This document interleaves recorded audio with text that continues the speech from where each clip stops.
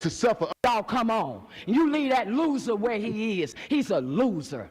He's a loser.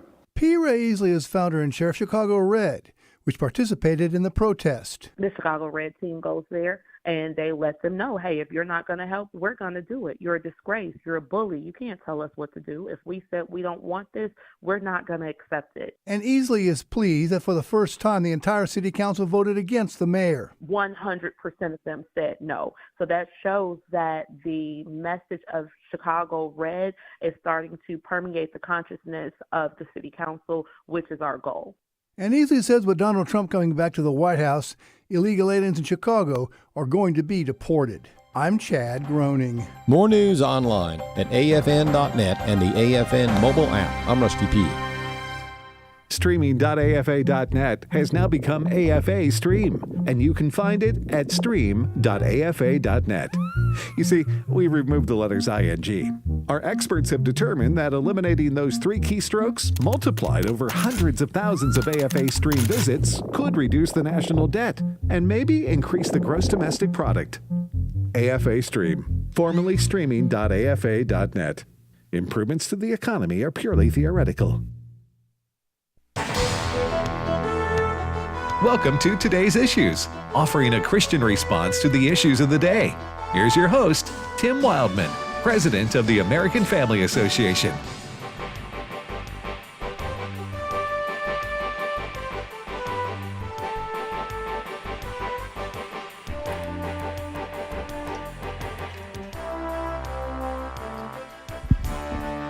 Hey, good morning, everybody, and welcome to Today's Issues on the American Family Radio Network. Thanks for listening to AFR on this Tuesday, November the 19th, 2024. I'm Tim Wildman again with Wesley Wildman. Good morning, Wesley. And good morning. Chris Woodward. Good morning. And Ray Pritchard. How you doing, Brother Ray? Hey, I'm doing great. Tim, how you doing today? Doing well. I'm looking at you through the video, which our listeners cannot see. They can only see the 3 of us here in our studio, but you are in your winter sweater, looks like. I am. It's not winter yet here in Kansas City, but right. It's down into the 40s this morning and going down into the 30s tonight. So summer's long gone and fall is fading and winter is coming right around the corner. That sounded like a country song going on right there. Huh? Fall is fading. Winter's coming around the corner. Fall is fading. So how long you had that particular sweater you got on right there? About 4 days. Are you serious? Yes. Yeah. Marlene decided I needed to get spiffed up a little bit. Oh, okay. And so she ordered a couple of sweaters, and this is like maybe the first or second time I've worn this one. But it kind of just, You call that Argyle? You call that Argyle? Or I'm what? going with that. Argyle looks good. I think that's a thing. I think it's on socks. Argyle is on socks. Argyle's on socks. But anyway, it's closed. Well, Ray, let me ask you this. Yes, sir. Have you ventured, or have you been so brave to order your clothes offline, or you just get Marlene to do it for you? Could I refuse to do it? Look, I have tried. It has never worked. Yes. It has never worked. And for whatever reason, Wesley, it always works when Marlene does it. It never works when I do it. What are y'all talking about? The idea of purchasing clothes or shoes online only to get them in and go, I needed a half size bigger, or I needed to go down a little small, and then you have to put it back in the box. No, I go the print label. I go to the shoe store. I'm going to the shoe store and trying on shoes. You see what I'm saying? Yeah, no, I don't. But people purchase clothes online all the time, and for them, I've seen Chelsea, my wife. She has no check in her. She has no problems. Inhibitions. No. She'll get it, and it's not a sigh for her to go return it back in the box and do it all over again and wait another 3 or 4 days. And I'm going, does that not bother you? No, right. Just do it. I hit the jackpot because my wife is she has a retail background. Mm-hmm. So, okay. Yeah. Oh, okay. So you buy your clothes online? She has bought me several things before that we get in the mail, and then I try them on and most. I tell you what, though, the UPS store, they're like magic. That's what I'm saying. Huh? Well, you walk in there with your little sticker, Mm-hmm. whatever you call it, the scan, the code, not a sticker, but you know what it's I'm a return saying. label. The QR code. The QR code. You walk in there. Yeah, I'm in, and if nobody's in there, you're in there less than 60 seconds. Mm-hmm. I'm talking about to return stuff. And the private sector can do wonders. Let me tell you. Return stuff. Anyway, Well, may your Christmas be filled with no returns, ladies and gentlemen. It's 36 days. For Christmas I right looked it now. up. Anyway, all right, what's your first story, Chris? Well, as we speak, Republicans are going after FEMA for something we've discussed for well over a week now. For about a week, 10 days, we've heard stories about how FEMA was skipping over hurricane victims' homes in Florida based on the fact that they had Trump signs or yard signs out there. Representative James Comer, a Republican from Kentucky, says it actually goes beyond just Trump homes, but affluent homes or affluent neighborhoods. And I've got some audio here from Comer we can play clip 2. It appears that this is a pattern of misbehavior by FEMA employees who were instructed, do not help people in affluent neighborhoods, do not help people with Trump signs in their yards or Trump flags or anything that would give the impression that they were not a supporter of the Democrat machine. Now, in their investigation of this, Fox has determined the policy to skip affluent homes or affluent neighborhoods may have been based on so-called equity policy. And I've got a little bit of audio here from a former FEMA employee by the name of Chelsea Need, who was on Fox and Friends this morning saying, why is equity even an issue here? Clip 5. Why is the word equity even in this conversation or with anything to do with FEMA in the first place? As you mentioned beforehand, we help everybody. So there isn't a buzzword or some kind of snapshot description that encapsulates that. Emergency management, as we have an old saying in emergency management, everything begins and ends at the local level. And that's actually what we're seeing. This started at the local level and has escalated all the way up to DC. And now it's going to come back eventually down at the local level to where it should have been in the first place, which was helping everybody within those disaster areas. Yeah, I know regardless of flags or signs. All right, so I got a question. The last I read on this story, it was one person that made a call and everyone else followed suit because she was in charge. One person at FEMA who was in charge, and she has since been fired. What's allowing this story to continue? The fact that Republicans are going to have a hearing about this, we played the clip from Congressman Comer there. He's the chairman of the oversight hearing. And at 1 o'clock Central today, FEMA Administrator Deanne Criswell is going to be testifying at a hearing about this very topic. So is it possible that this is beyond one person? I would think so. Okay. In a clip we have not played, and we don't have to, Chelsea Need, the lady we just heard from a moment ago, the former FEMA employee, she is of the opinion that all of this is a Biden FEMA policy. We weren't doing these kinds of things when I worked for Trump or the years before he entered office. Well, and a problem that I'm reading right here, too, is that the lady's last name was Coates, the one that was fired. Isn't that right? I believe so. Yeah, Coates. Well, what I'm reading here is that now, in some ways, she's turning on FEMA. She's saying, look, they've told me what to do. They told me to do this. This is their policy. I'm just implementing it. And so you're going to have I think now you're going to have a war within. So you're going to I wonder if there'll be more people. A war within FEMA? War within FEMA. Whoa. And it's like a movie. Yeah. With Tom Cruise. It would be. A war within FEMA. It'd be interesting to see if theaters near you. If more people come out from FEMA saying, yeah, don't get mad at her. Don't fire her. She's just doing what we were told from the top down. What do you think about all this, Ray? Well, is it credible to believe that this one woman went rogue? Because to say in a time of disaster, right, which is what they are there for, in a time of terrible devastation, is it believable to say this one woman went rogue and said, skip those homes that may have Trump signs and don't go into the affluent areas? That's not credible to me at all. Right. I think, Wesley, what you're saying is exactly right, that we need to lift up this rock and let all the roaches crawl out from under it. I think we're going to find out that there was somebody up above this woman who, I could imagine, Wesley, this may not be a written policy, but a spoken policy where somebody said to her, we're not going to put this in writing, but you can skip the homes with Trump signs. Whatever the truth is here, it needs to come out. Well, now they did do it in writing in text form, but I think what you're implying is like a policy form, right? Right. Yep. Right. Yep. Yeah, it's not going to be in the handbook. Right. Right. All right. Right. Turn to page 47 on your handbook. here, people. Welcome to FEMA orientation. We joke like that, but years ago there were under the Obama administration, they did use the DOJ and other places to put hate groups, and then they listed us in there. So that's not too funny, but not too far fetched.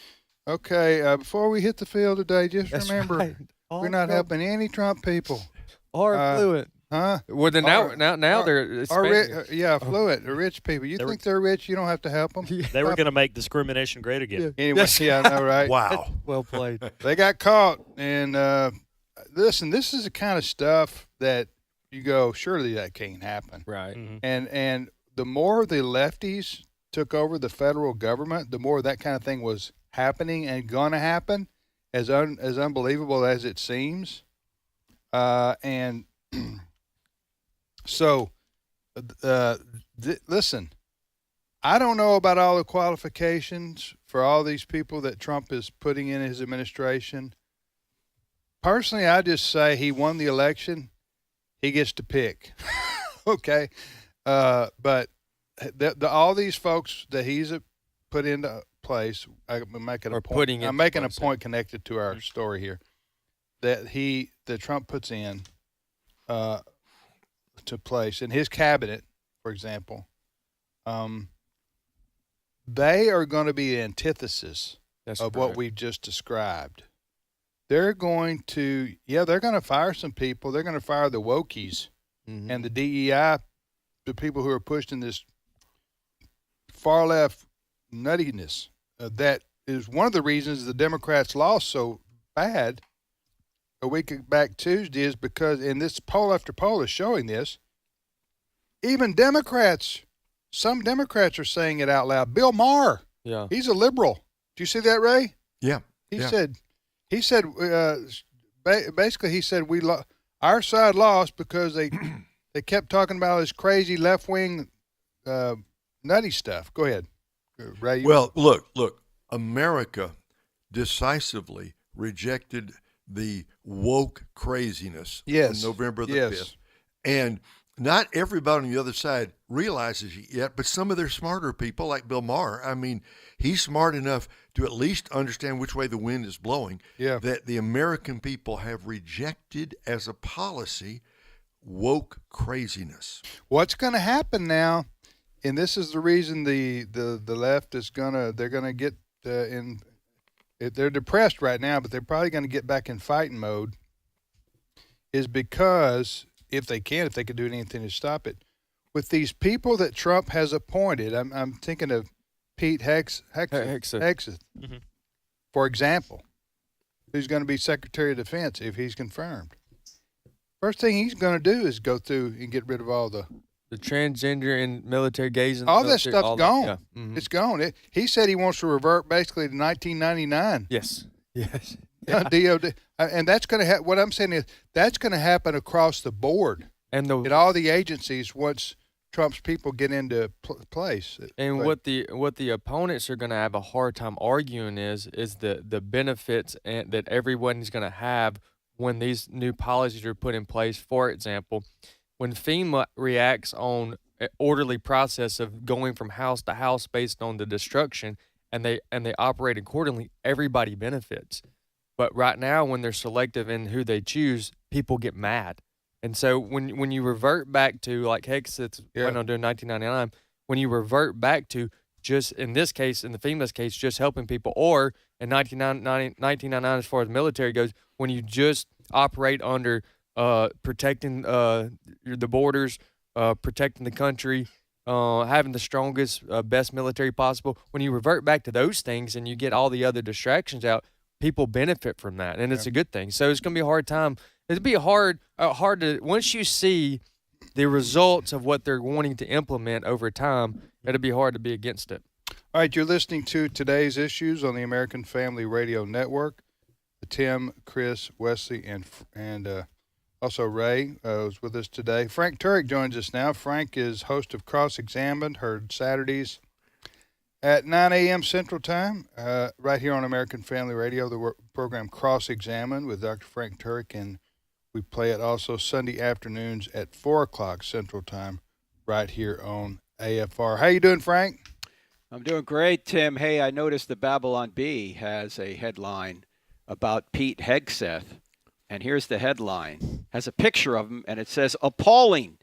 New Trump appointee has zero experience being a useless government bureaucrat." Oh, that's funny. Perfect. That's funny. Hey, what do you? I know we talk about a different topic, but just generally speaking, what do you think about these Trump appointments? He just doesn't care, does he? I think he has to go for broke because this is an opportunity to reset things. And I don't have any problem with any of his appointees, but it is a legitimate function of the Senate to advise and consent. Yeah, to have hearings. Yes, of course. Yeah, and he may get a couple of them through with a recess appointment, which would basically put them in office for 2 years. Most of these people don't stay in for 4 years anyway, so it might be he wants to get Gates in there for just a couple of years and then somebody else will take over. Who knows? We'll see. He gets a right, as you just said, to appoint whom he wants to appoint, and the American people have sent him there to do a job, and so these are the people they knew would come with him. So I don't see what the problem is. Yeah, I think the first thing too he's going to do is stop the illegal immigration over our border. He's going to he's going to shut that down day one. And who was it I saw yesterday talking about one of the stupidest things Biden and Harris did was to get rid of Trump's Remain in Mexico policy. But somebody was telling me that. Yeah, that was also a sort of a COVID policy as well. You need to stay in Mexico until we figure out whether you truly qualify for asylum, and that after they got rid of that, the floodgates opened. Just went nuts. Then Biden and Harris said, "No, we're going to dump everything Trump did to stop illegal immigration. We're just going to open up and say y'all come." And guess what they did? Welcome a surge. It was from around the world they came, and that's one of the reasons that Harris lost the election is because of their stupid policy of opening the floodgates to illegal immigrants. I read yesterday where 200,000 are in New York. That was stunning. And Mayor Adams isn't happy about that. He said it's cost us billions of dollars, and the feds gave us like $200 million. Right. That's maybe why he was indicted. Probably. Yeah. He was criticizing the Biden administration. So they indiscriminately indict. That's right. Democrats, Republicans, doesn't matter. If you criticize us, we're coming after you. Listen, I don't know that. I'm in the name of inclusion, tolerance. Yes, there you go. All right, so Frank, holiday season is upon us. Thanksgiving, Christmas is going to be here. We're going to be having family dinners, gatherings, and so forth. The topic for you today is how to advance the gospel of Christ at holiday dinners. Well, first of all, if they're Trump supporters, do not feed them. That's right. That's it. Well played. I figured you had something like that up your sleeve.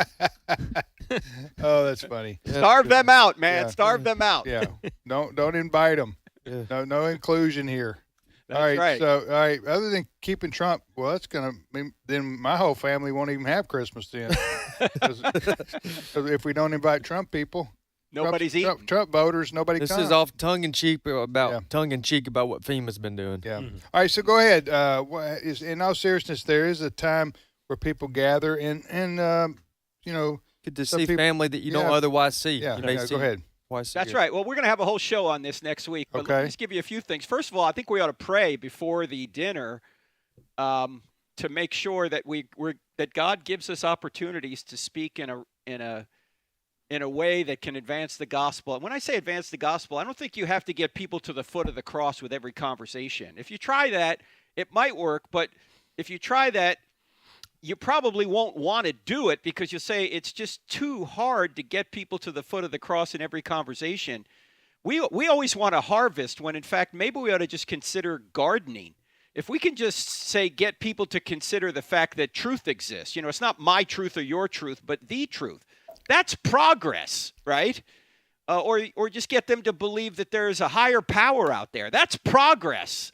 Or get them to believe there is a real right and wrong by saying, hey, you seem to feel really strongly about certain moral issues. Do you think those are really true, objective moral issues, or are they just a matter of opinion? Pass the cranberry sauce. Yeah, that's right. So I don't think you have to, pray the sinner's prayer with people to do evangelism. Right. Just move them toward Christianity, or at least away from the worldview they believe now. So pray you have opportunities to do that, and then also offer to do the prayer at the meal, because even families that don't normally pray at a meal over Thanksgiving, typically they will. And when you pray, insert the gospel in the prayer. Mm-hmm. Nobody's going to interrupt the prayer. Nobody's going to say, hey, you can't say that.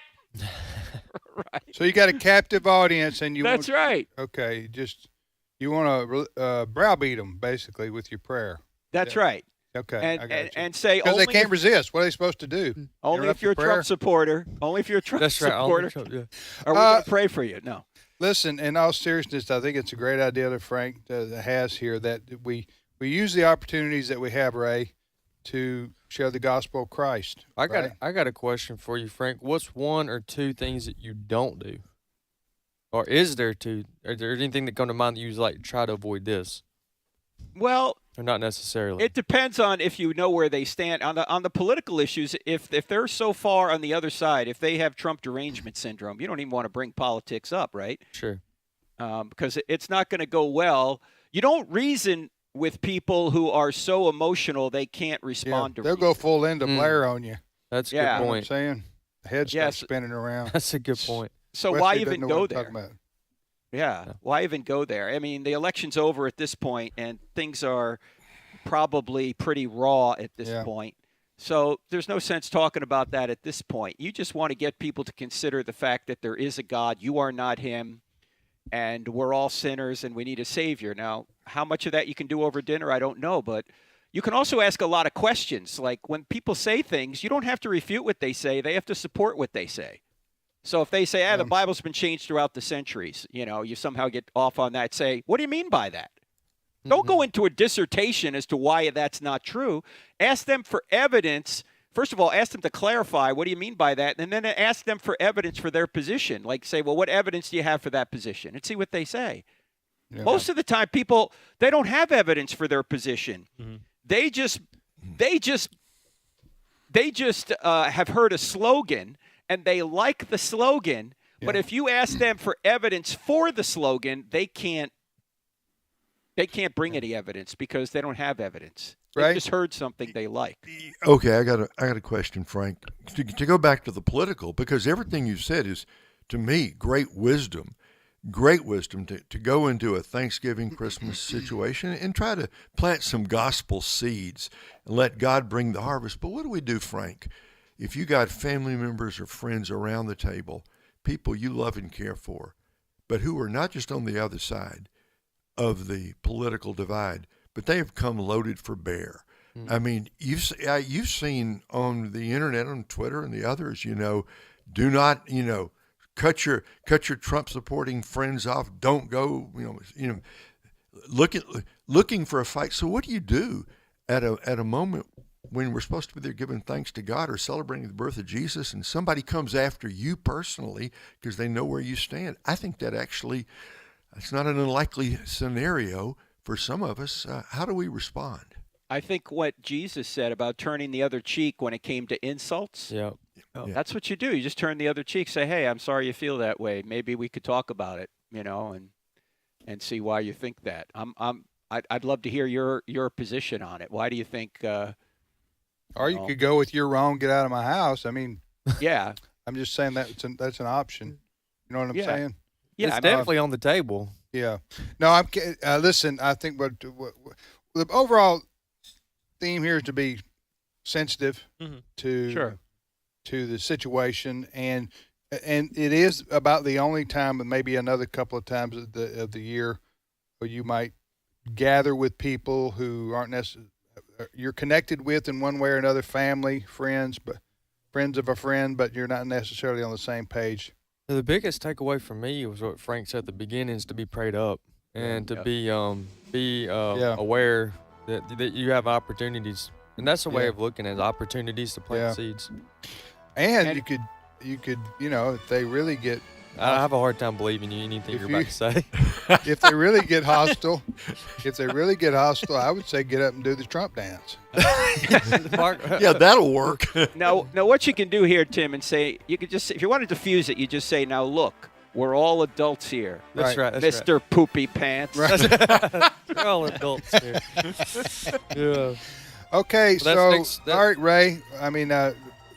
Frank, we'll see you this weekend on with. All right, take care. Sounds great. God bless you guys. See you.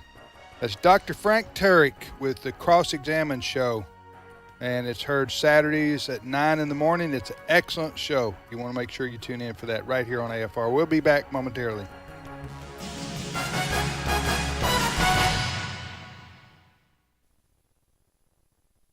It's my turn. Here is your host for My Turn, Don Wildmon. There seems to be a vast swing toward the letter of the law and away from the spirit of the law in our society. People are more intent toward making sure that the law has been met legally than they are if the law has been met morally. I guess the deciding factor is that if one meets the law legally, then he cannot be punished, while failing to meet the law morally doesn't bring court action. A pretty good illustration of this happened in Memphis, Tennessee some time ago. Willie Burton left home one morning to see an old, dirty, worn-out 1958 Dodge parked in front of his house. When he returned home from work late that evening, he noticed that the car was still there. And because it was nearly blocking his driveway, Mr. Burton called police. The police told Mr. Burton that according to law, it was not sitting near enough to his driveway for them to ticket it. Mr. Burton then asked the police to move the car because he was afraid one of his 2 children might dart from behind the car and be struck by another automobile. But he was told by police that, according to the law, the car had to sit there for 5 days before it could be towed away. Mr. Burton was certain that the car had been abandoned, but he could not get it moved because of legal technicalities. The law set up to deal with the problem made the problem impossible to deal with. There are several things like that in our world. Take the church, for instance. It's very easy to become a member of most local churches, but because of technicalities set up to protect one's relationship with the church, it's nearly impossible to keep an honest membership of the roll. Most rules concerning membership in the church are set up to protect the membership and to make it meaningful. However, we have completely forgotten the spirit of those rules and have taken them legally. So if a person's name is on the church roll, he is legally a member of the church even if he hasn't been in 20 years or given a dime during that time. The spirit of the rule, that the member be an asset to the church and to himself, is never taken into consideration. Only the legality of the rule. And legally, they're still members, but morally and spiritually, they're not. This type of dealing with things has a very deadening effect on people. It can destroy the very thing we set out to protect. If you don't believe it, ask Willie Burton. The car sat in front of his house for 5 days like the law said. But on the 3rd day, Lisa Gale Burton, age 4, darted out from the car and was struck by another automobile. She was pronounced dead at the hospital. More important than the letter of the law is the spirit of the law, and the method in which we approach it often is a matter of life and death, spiritually as well as physically. This has been My Turn with Don Wildmon, a production of the American Family Association. Therefore, preparing your minds for action and being sober-minded, set your hope fully on the grace that will be brought to you at the revelation of Jesus Christ.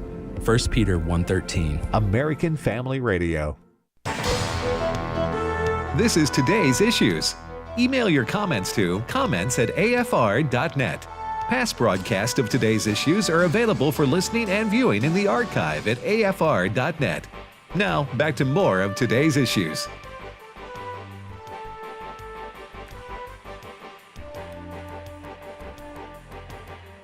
What was it you showing me right there on the video, Wesley? People may want to check that out. It's a Macarena Donald Trump remix by Bo Marcus. I don't know Bo Marcus or what all he's done before now, but he's going popular. He's got. Is it viral?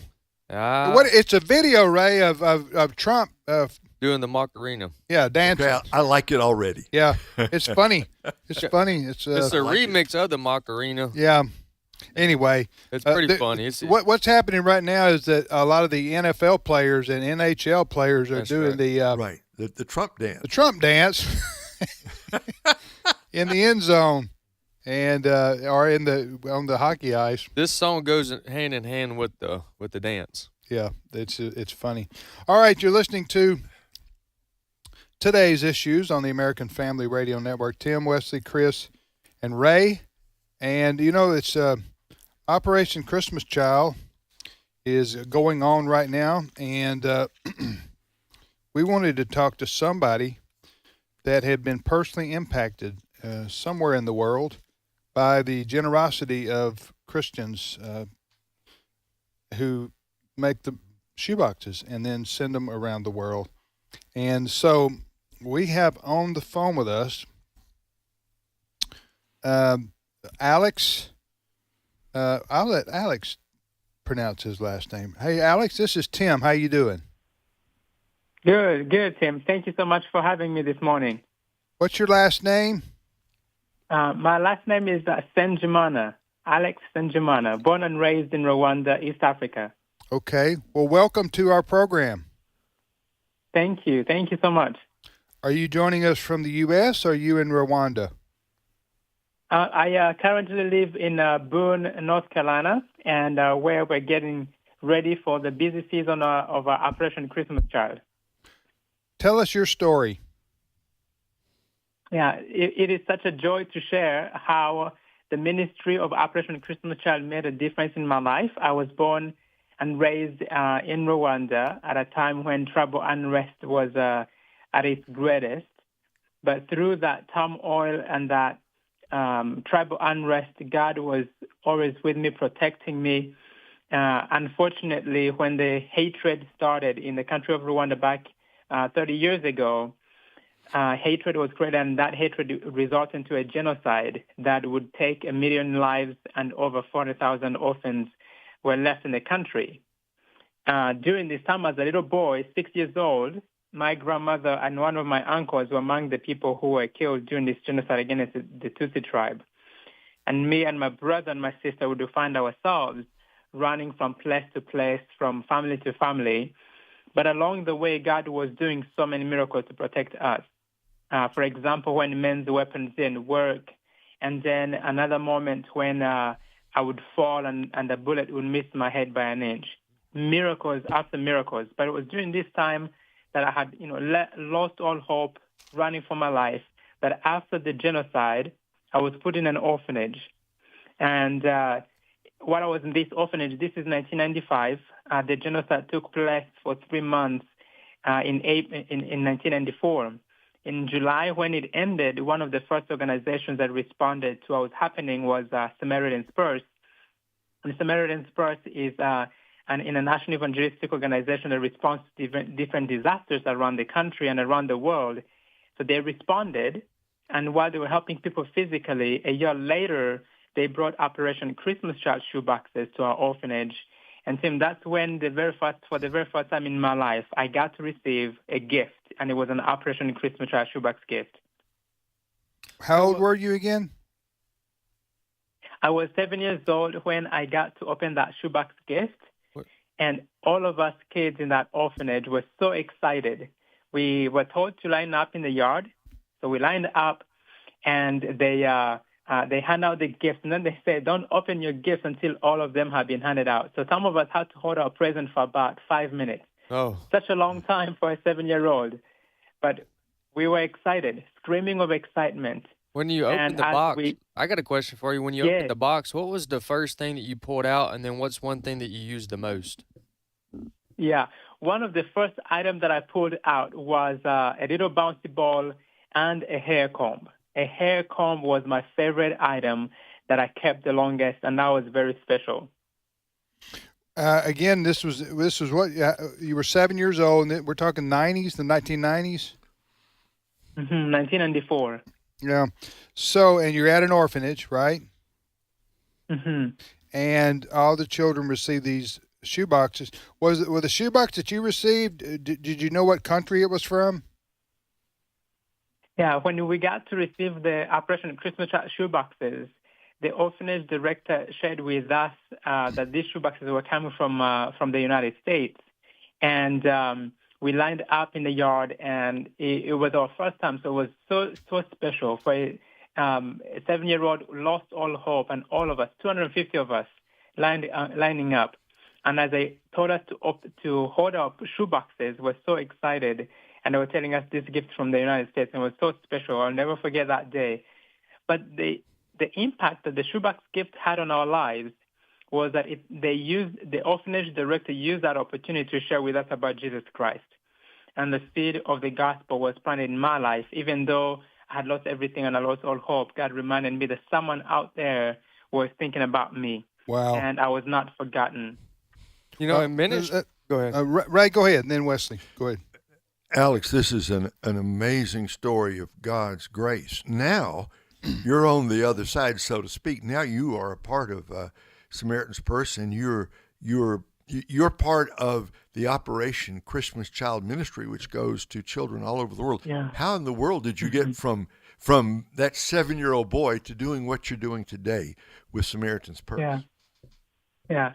After receiving the Operation Christmas shoebox gift, the seed of the gospel was planted, and that's when my life changed. A year later, I joined the choir, and I left Rwanda. I was in Uganda, and while I was in Uganda, this is when I got to be discipled. Many people, mentors, came in my life to challenge me, to help to disciple me. So then I came to the United States and traveled for 2.5 years. I would meet a family, and in 2003, I got adopted into a family in the United States.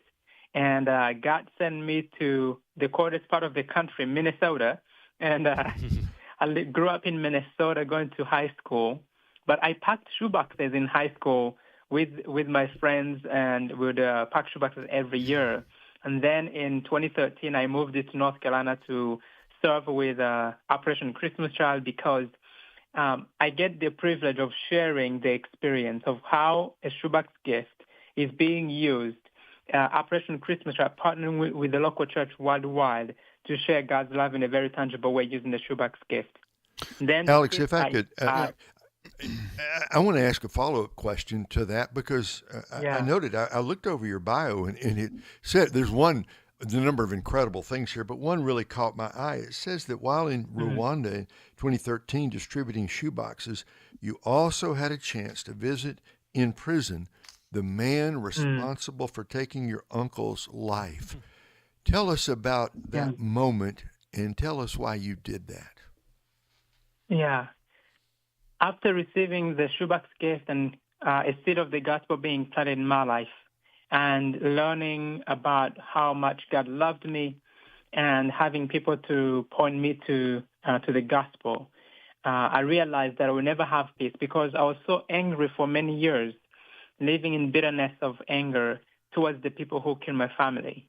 And when I got discipled, and I realized I would never have peace, so I started to pray. Actually, one of my mentors asked me this question. She said, what would happen if you saw the person who's caused you pain? And I remember thinking I would do exactly the same thing. They killed my grandmother and my uncle in front of me, and I would definitely do the same. And that scared me, that I was thinking of doing exactly the same thing. So I prayed for over 12 years, and I wanted to be part of the initiative that the government of Rwanda was putting together, bringing reconciliation among the people who killed and the victims. And so I prayed for many years, and I pursued those opportunities to do that. But twice I did, and didn't happen. So in 2013, I had the privilege of traveling to Rwanda with Operation Christmas Child to deliver shoeboxes in the same orphanage that I grew up in. And it was on that trip that actually I got to go to the prison, and I found out that the guy who killed my grandmother fled, but the guy who killed my uncle was still there. And it was divine appointment of how God opened doors for us to be able to meet the person and be able to share with him that God loves him as well. No matter what he's done, if he prays to God for forgiveness, he can be forgiven. And for me, that was a special moment, hard moment, but special to hear the other side of the story and be reminded that he and I are loved the same. And that's the gospel I was missing out in my bitterness and my anger. So I share that to give God the glory for what he's done and continues to do, bringing reconciliation and healing people. And my journey started when I got to receive that Operation Christmas Child Shoebox gift. I planted that seed of the gospel when I was 7 years old in 1995, living in an orphanage. And this is the same message that each and every shoebox gift that is packed sends to the child around the world in partnership with the local church. And thank you. I'm passionate. I love what God is doing, and I'm grateful that he granted me that opportunity to experience my own personal healing. And it's exciting to be able to share so that one more shoebox gift can send that gospel message to another child. You've heard how impactful it was for Alex to receive his shoebox. And with that said, we want to remind you that this week and through the 25th, so began yesterday, November 18th, through November 25th, is National Collection Week. It's National Collection Week. So it may have snuck up on some of us, but you still have several days left to turn in your shoebox. You can go to SamaritansPurse.org/OCC. We also have the link up on our AFR.net website, and we can post it other places as well. That's SamaritansPurse.org/OCC. There, all the information, including where you have a drop box near you. There's 4,700 locations nationwide.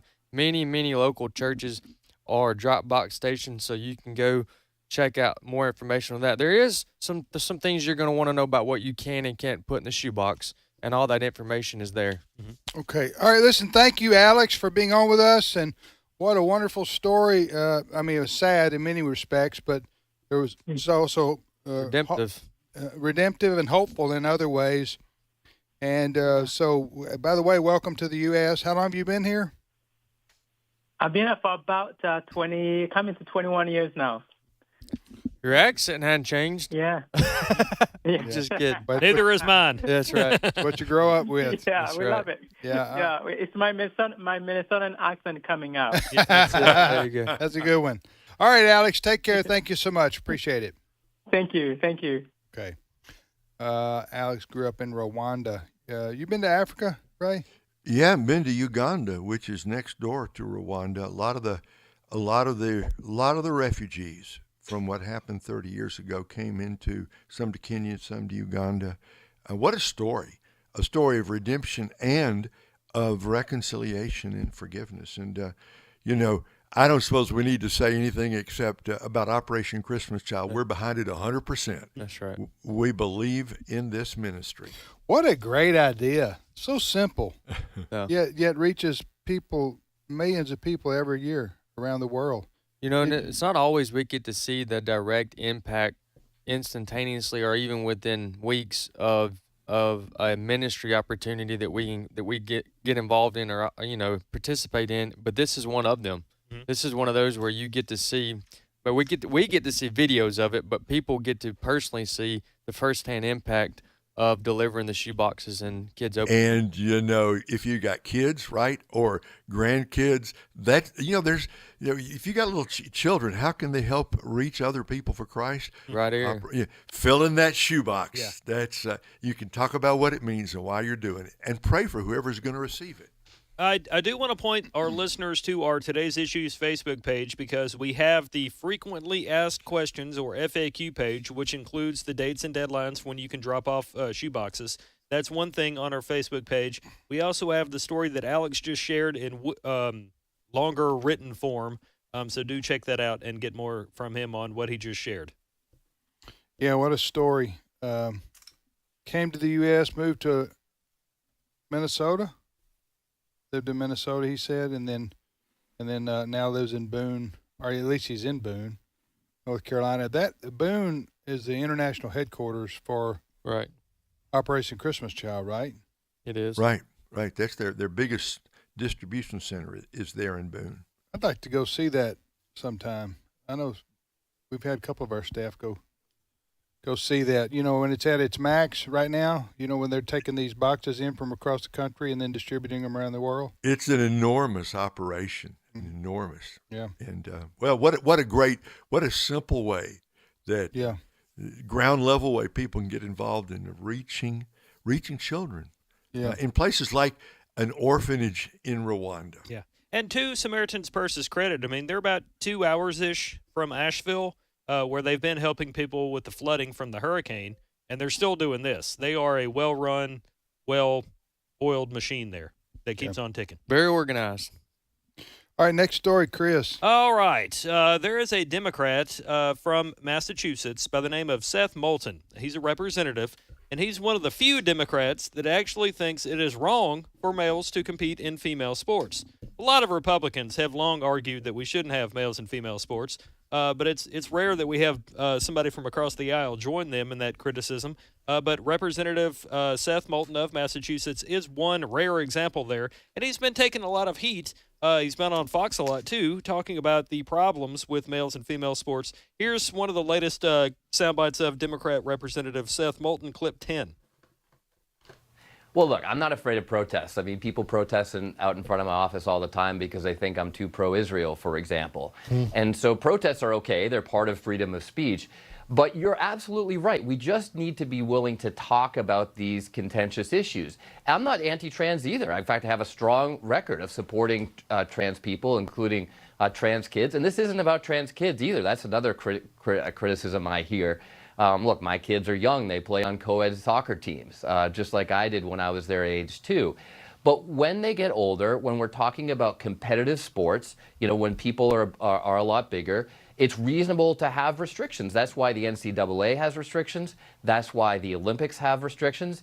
And yet, for some reason, because of some orthodox litmus test in our party, we're not even supposed to entertain the idea. You know, I have said this before, and I'll say it again.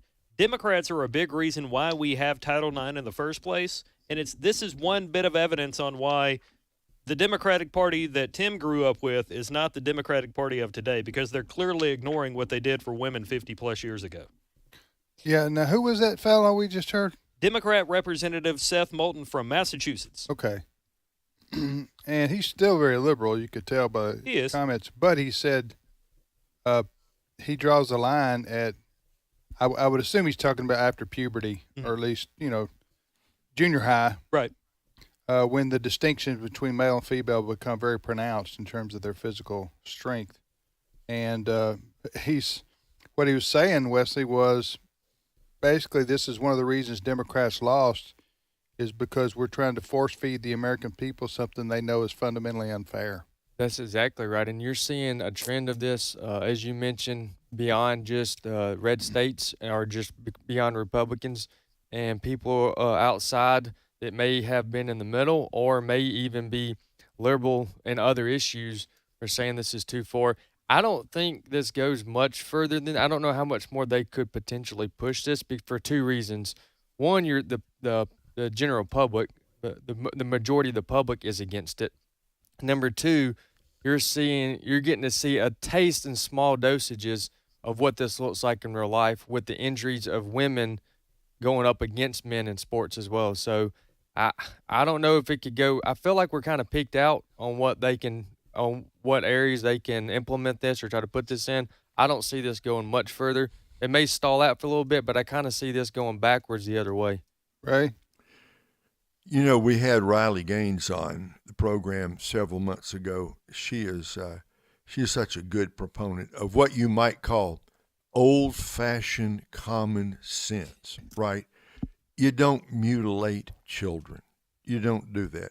If somebody's 24 and they make some decision, we may disagree with it. We may think it's sad and even regrettable and evil, in fact.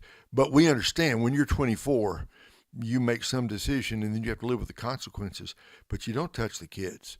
You don't touch the kids. Mm-hmm. Exactly. You just don't touch them.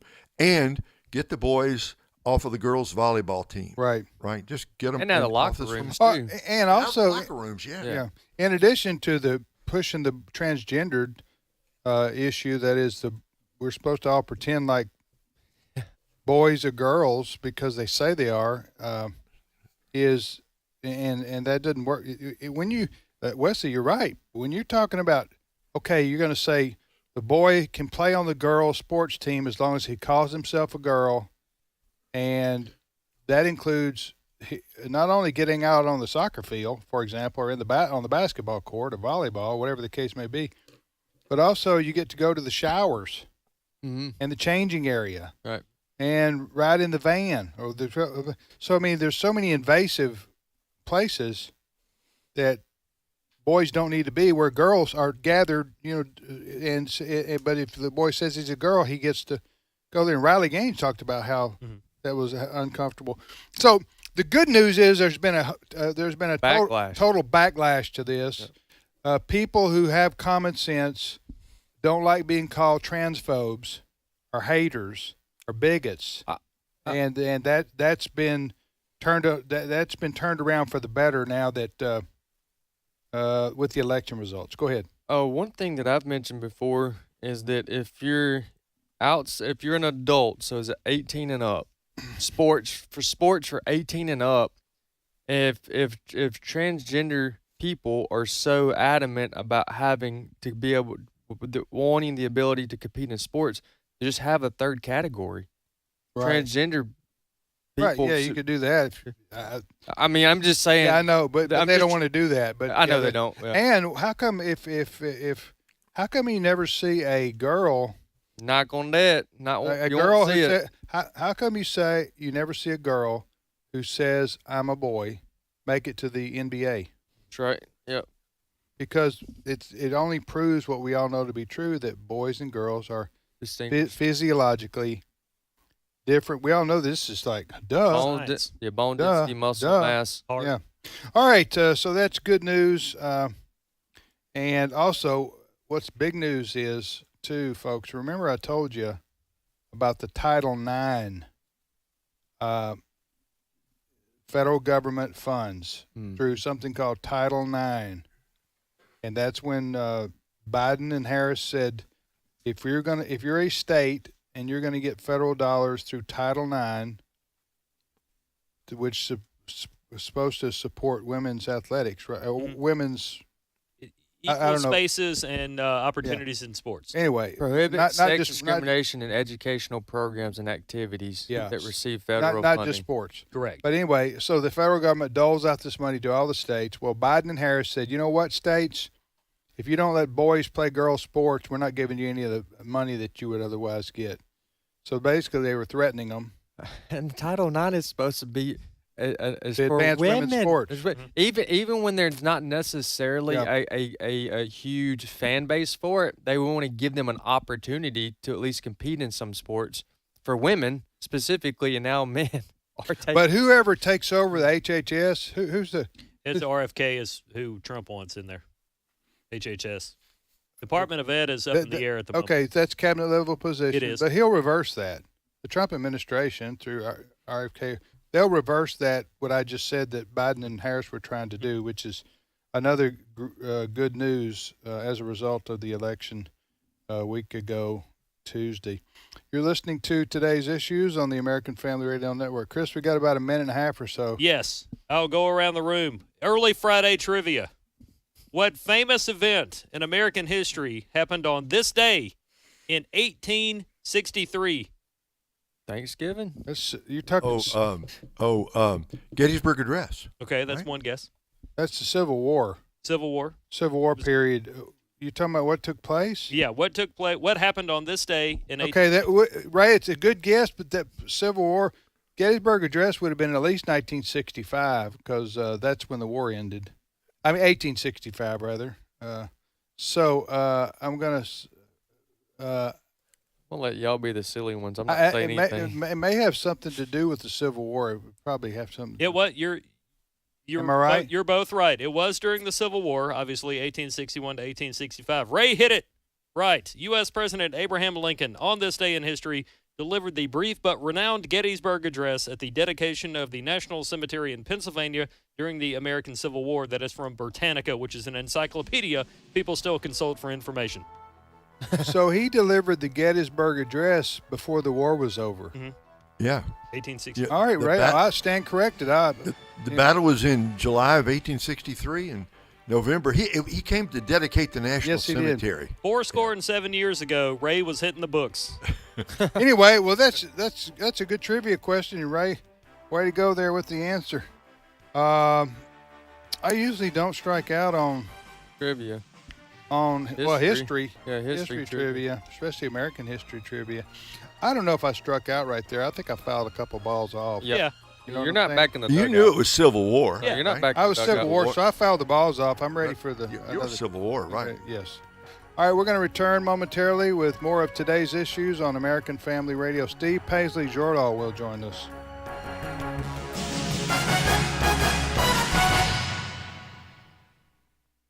The views and opinions expressed in this broadcast may not necessarily reflect those of the American Family Association or American Family Radio. Faith, family, freedom. American Family Radio. All God asks of you is faithfulness. Headlines in USA Today. Did you see it this morning? All the odds against us. Faithfulness is the word. There's a place for you on the battle line. Engage in the fight for America's families. Visit AFA.net and then take your position. A message from the American Family Association. This is American Family Radio, a listener-supported ministry of the American Family Association.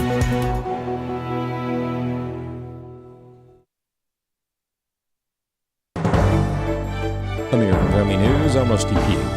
House Republicans discussing their policy plans for 2025 during their weekly press conference today. House Majority Leader and Louisiana Congressman Steve Scalise saying he recently spoke with multiple committee leaders to discuss the party's priorities when President Trump takes office, adding they have already discussed some of the plans they intend to implement. We're now planning for the policies that we would put in place as a Republican majority with a Republican Senate and the White House under President Trump to get our country back on track, to focus on lowering costs for family at the grocery store, at the gas pump. President Trump announcing his latest cabinet nomination. Rich Edson reporting from West Palm Beach, Florida. Trump has selected his transportation secretary nominee, former Wisconsin Congressman Sean Duffy. He would take over from a Biden administration that has faced massive supply chain disruptions as the economy returned from COVID, a train derailment in Ohio, a bridge collapse in Baltimore, and a series of other rail and port challenges.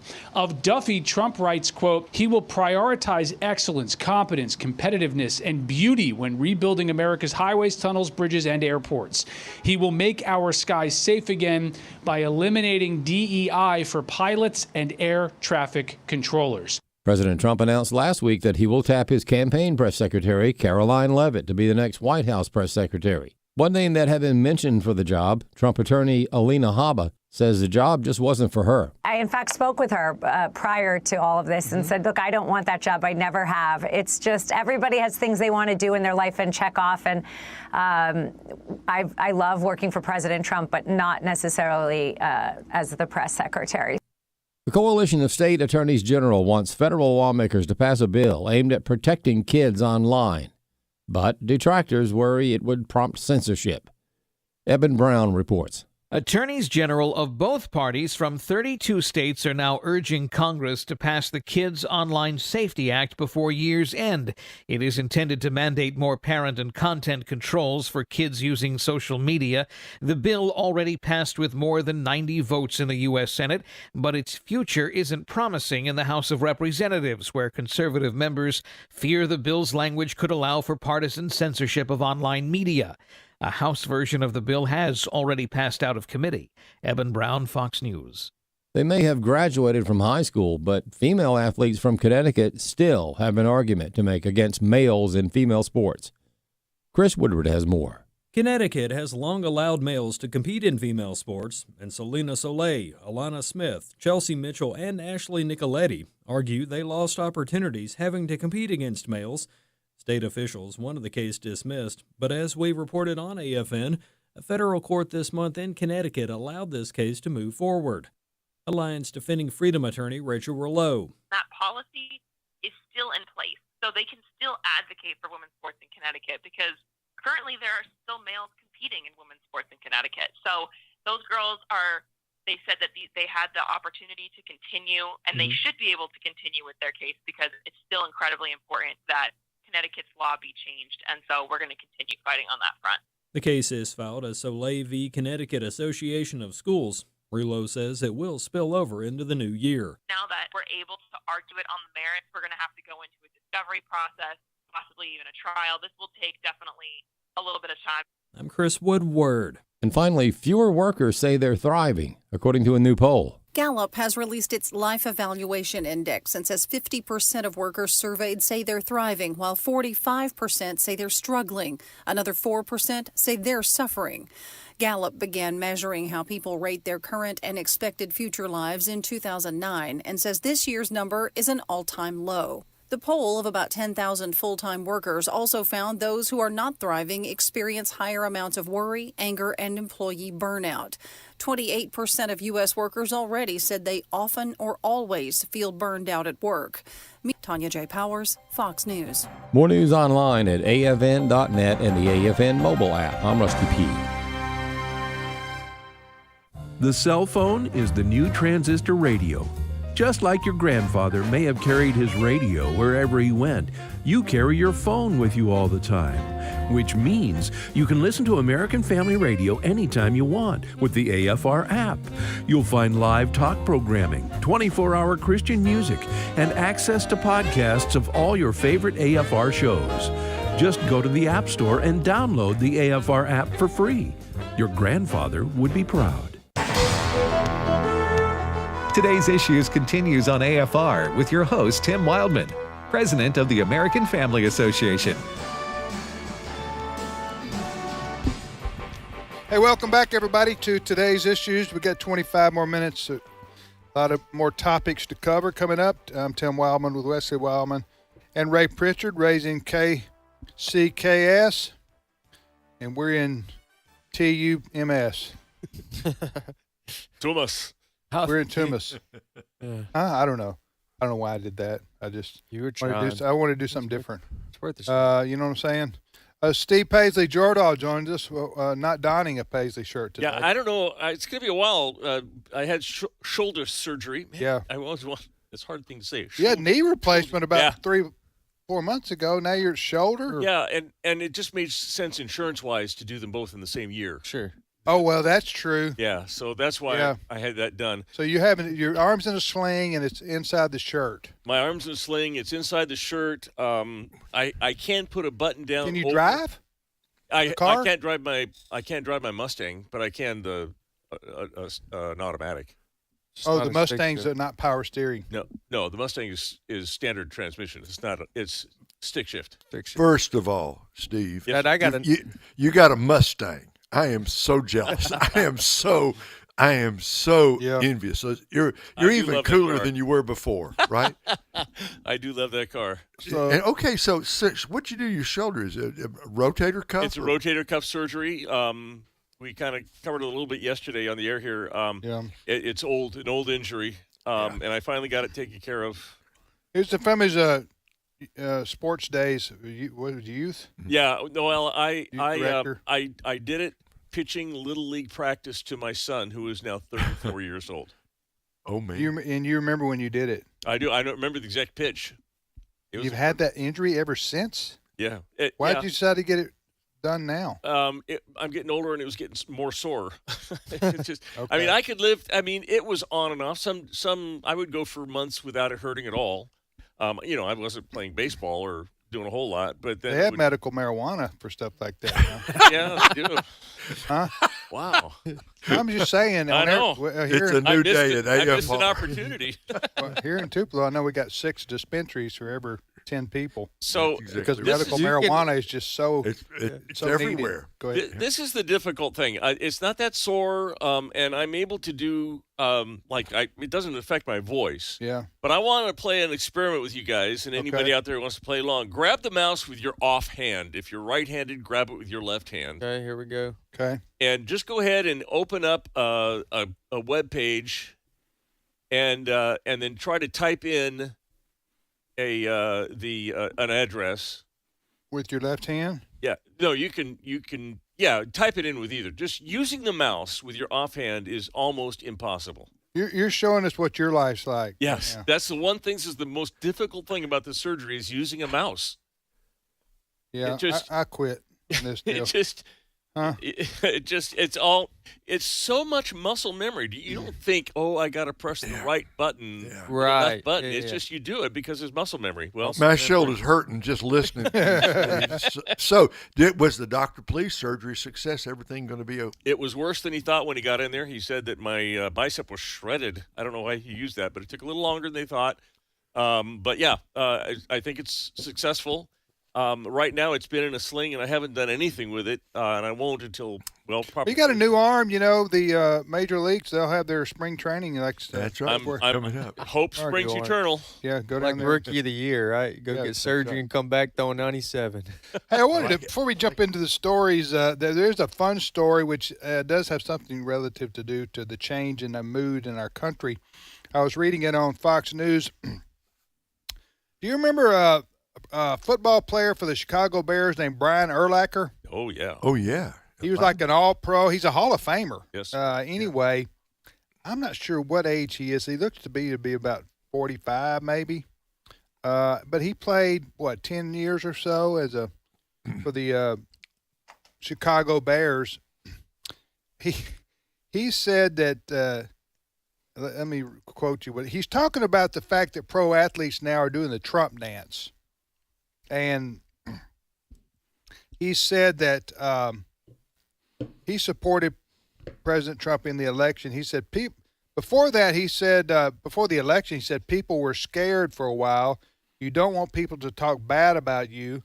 How we've been talked about the last 4 years if you're a Donald Trump supporter, he told Jesse Waters. He said, quote, I think now no one's scared anymore. It's nice to see that these guys coming out and everyone who's a silent Trump supporter, he said talking about Trump under polls anyway. I think they're just excited now that he got the job done and he's going to get the job done again for the next 4 years. So what he's saying is, as a former pro athlete himself, that especially in that level, that sphere, not necessarily where we are as quote common folks, but in that sphere of Hollywood and entertainment and big business, it's almost all controlled by liberals, right? Yeah, almost. Yeah, not all together, but pretty much. And, the institutions in this country are largely liberal. And if you are in that entertainment business, including pro sports, and you speak in support of anything conservative or anything Trump, then they're going to pounce on you and try to cancel you, right? That's what we've seen that happen before. Well, what Brian Urlacher is saying is that's over. That's done. Thank goodness. People can be for who they want to be and don't have to worry about their career ending. Urlacher is 46 years old. Yeah. And what you're saying is not just in sports. It is in every area of our society, and it's really a sea change. It's more than just a political thing. It's a sea change. The media, mainstream media, made a living off of hating Donald Trump his first term. Their audiences boomed, and it was like the resistance, and they were revolutionary and cool and forward. Well, now they're just wrong. I mean, they're not only just wrong ideologically, but they're factually wrong about everything that they said, and no one's going to them anymore. They're dying because the resistance is fading.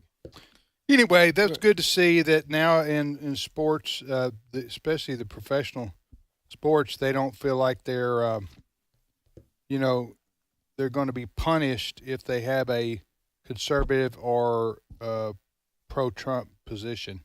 You know what I'm saying? And they're not.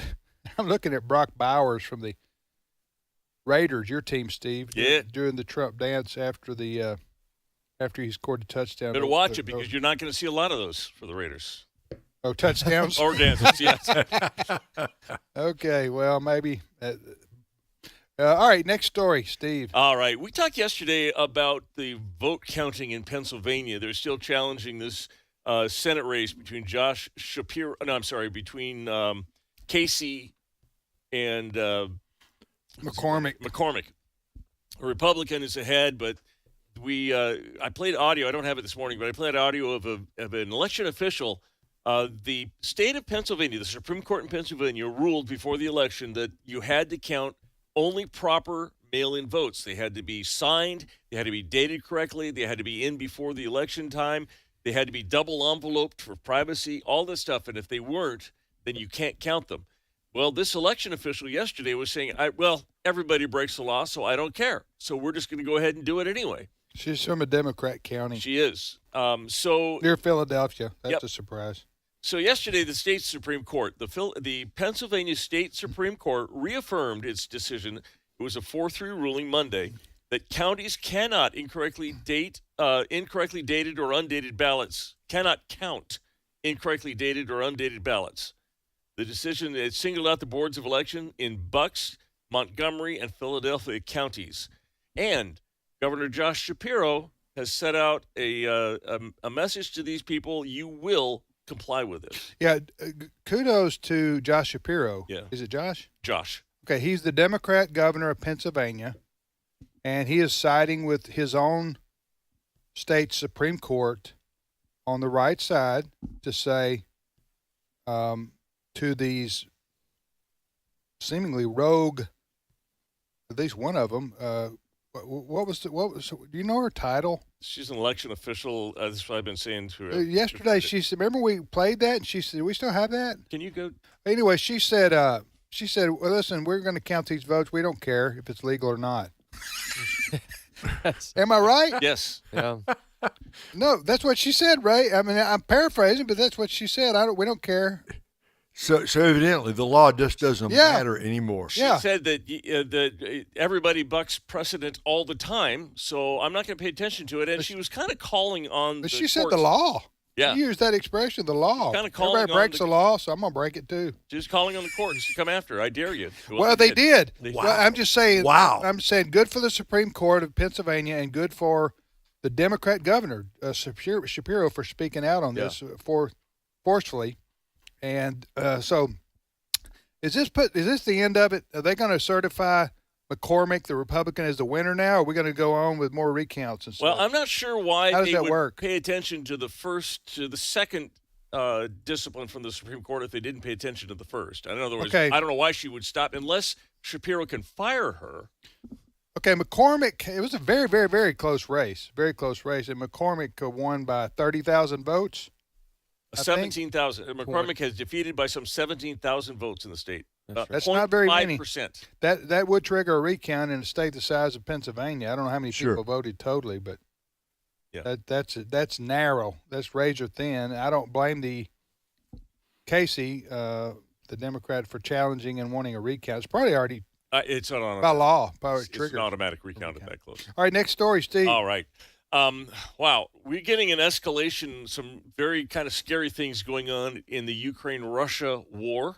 I want folks to listen to this because hopefully this won't get out of control. But so President Biden approved the sale or the use of U.S. long-range missiles fired from Ukraine into Russia, beyond the border, into Russian territory.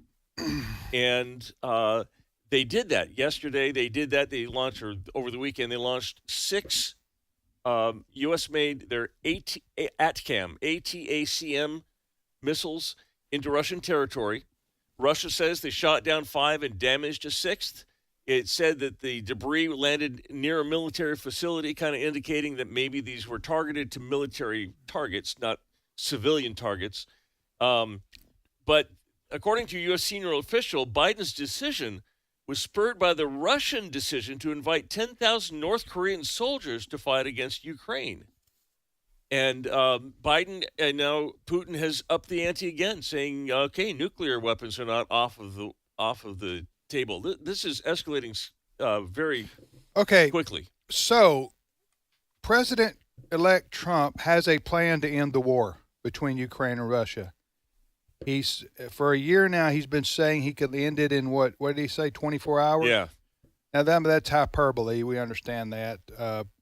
I would guess it would be unless he's working on it now, and has a deal that, like the hostages in Iran, when when Reagan first came into office, if he has a deal that they're going to consummate 24 hours after he's elected, then he can say, okay, here's my point. Yes. I like that, by the way. And I was following you. And I'm being serious about this, okay? Because there's already been hundreds of thousands of people have died on both sides, Russians and Ukrainians, because of this war. I mean, it'll take a generation or two to rebuild and to move forward and get. Anyway, here's my point. They are seemingly tinkering on a war that could become regional, that could become nuclear. Is that the way you pronounce it? Sometimes I mispronounce that word. I acknowledge that, but anyway. It could get really serious for that part of the world in particular. Okay, now here's my point. If Trump he's President-elect Trump now, right? Yes. He's going to be officially in charge in January of diplomacy and our military. If he has a plan to end the war, I would say do it now. I would say if I were Biden, I would say I would invite Trump to take over. I know this sounds crazy, but take over the negotiations and end this before it gets out of control, because we have nobody in control because Biden's not. You see my point? Yeah. Yeah, That's not going to happen though, and that's not even an option because Biden. You had a double negative there. You just say get Biden. Better than a triple negative. That's right. But if Biden can't, if Biden's as bad as you said he was at the end of your statement, then he couldn't possibly do that at the beginning where he would invite Trump in to help. Okay, then go to World War III. Well, I mean, I'm just telling you. That's where I'm just telling you. If you got a plan and we're in an urgent moment, then let's execute Trump's plan now, because he's going to be president in 6 or 8 weeks anyway. But why wait and let the world burn? I'll tell you why. It's an optics thing for the Democrats. I think you're absolutely right. That would be the way to go. But the story then would be that Donald Trump comes in and saves the Democrats from starting World War III. That's what's wrong with that? Oh, well, nothing if you're a Republican, but if you're one of these never Trump Democrats that just think that he's Hitler. That's just stupid. Well, that's just stupid. And go ahead, Ray. What do you think about what I'm talking about here? It's a good idea, Tim.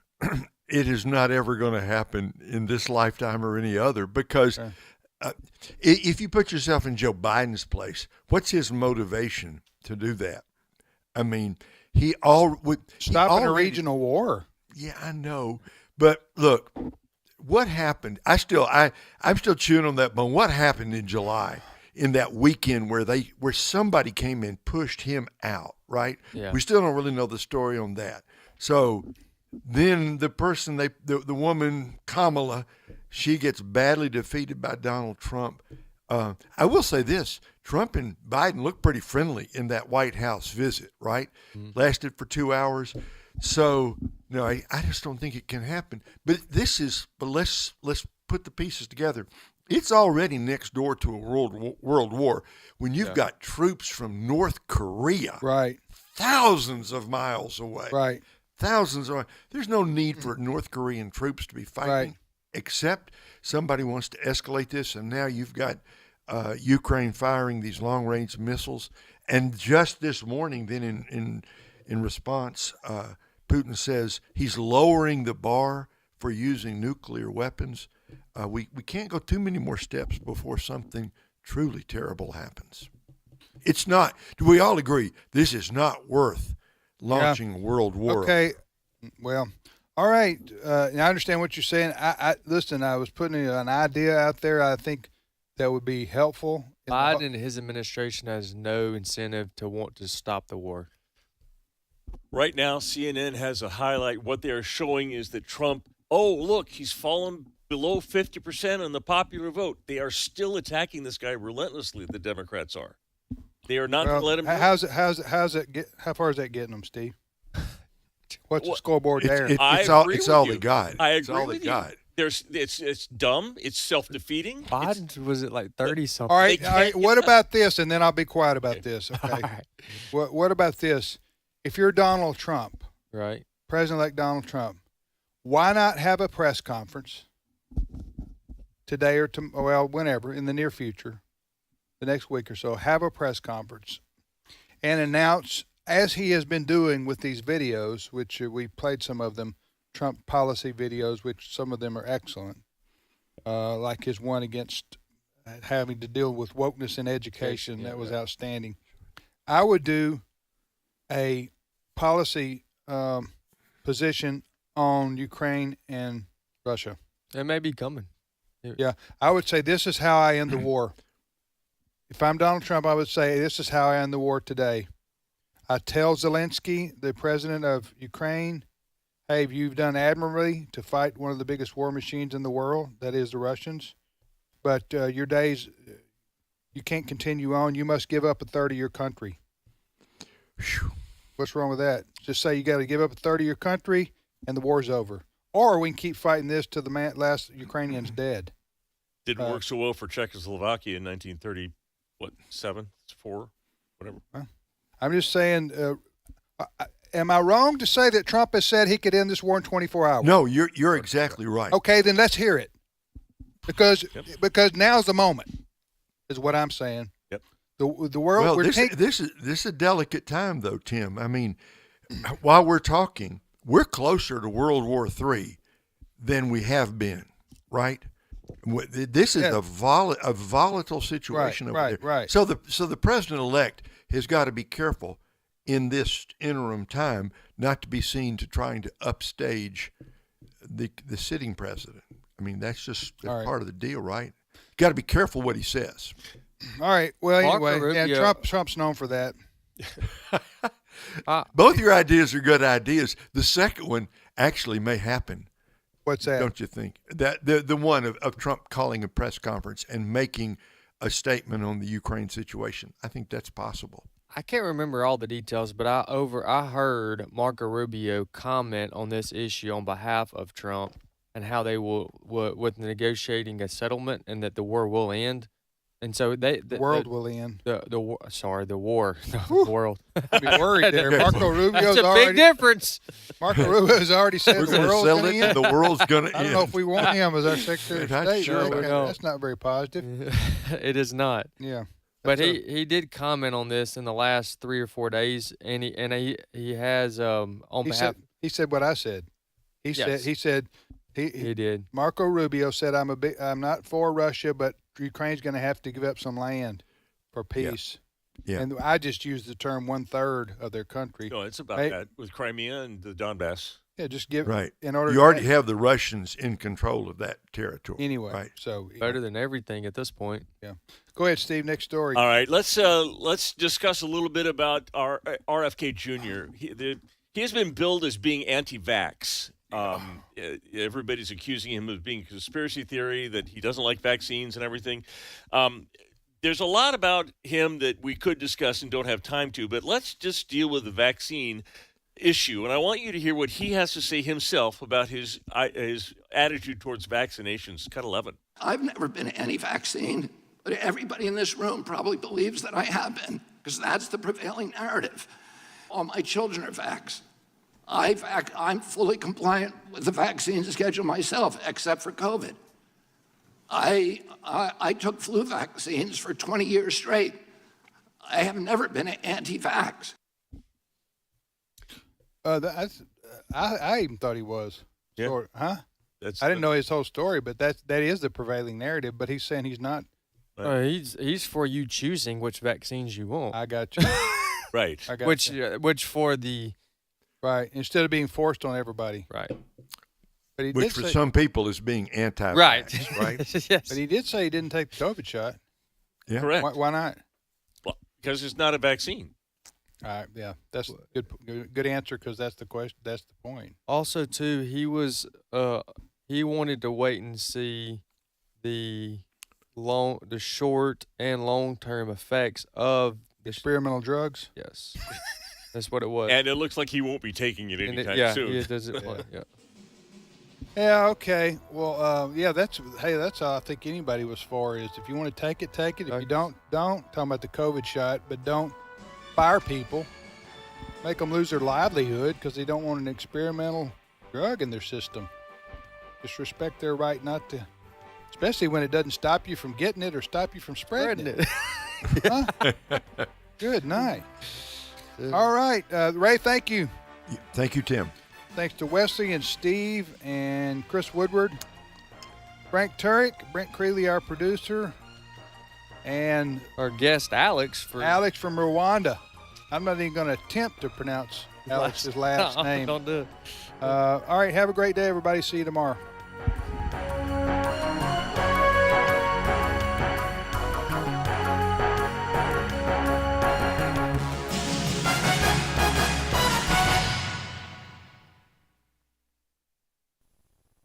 So right now may be the perfect time